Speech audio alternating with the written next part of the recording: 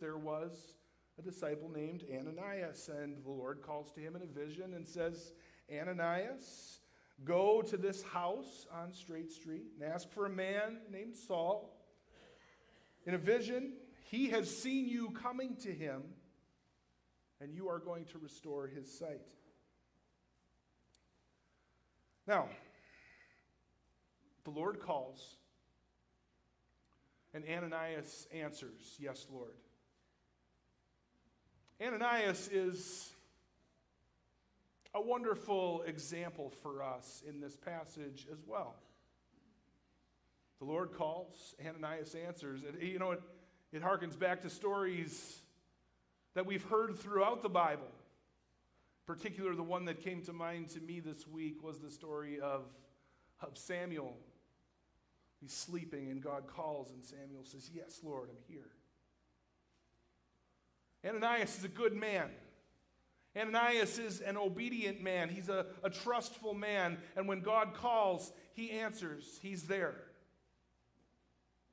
He says, yes, Lord.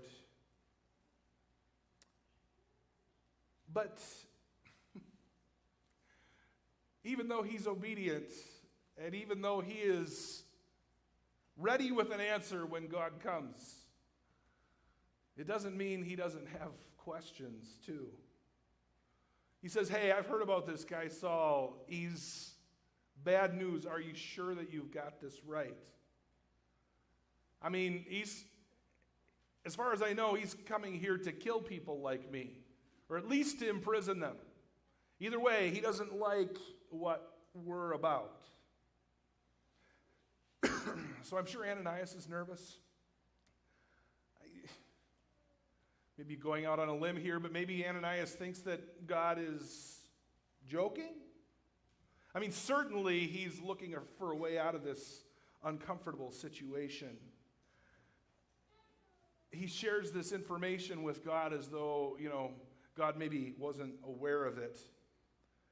Because look, if God is aware of who Saul is and what Saul has done and what Saul is trying to do, I mean, can God really be serious?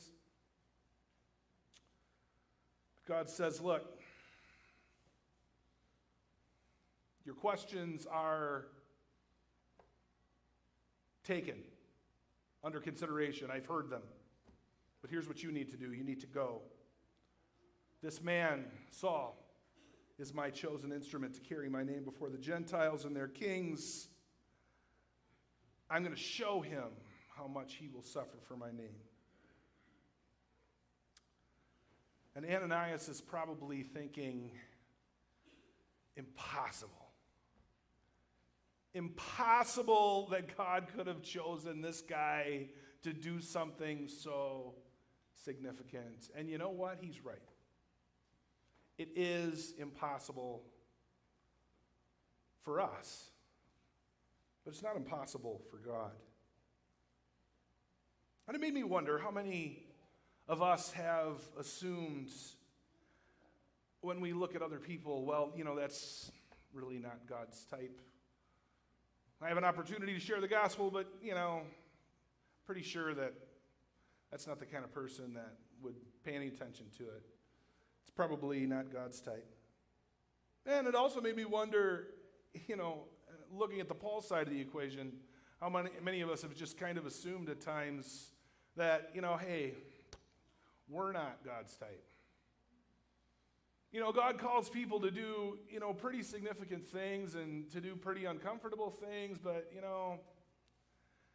I'm really not that type. You just assume, you know what I mean? God chooses people that have their lives together better than I do. God chooses people, maybe they have their lives much worse than I do, and part of him changing them around, that's their deal. But, God would never consider that with a person like me.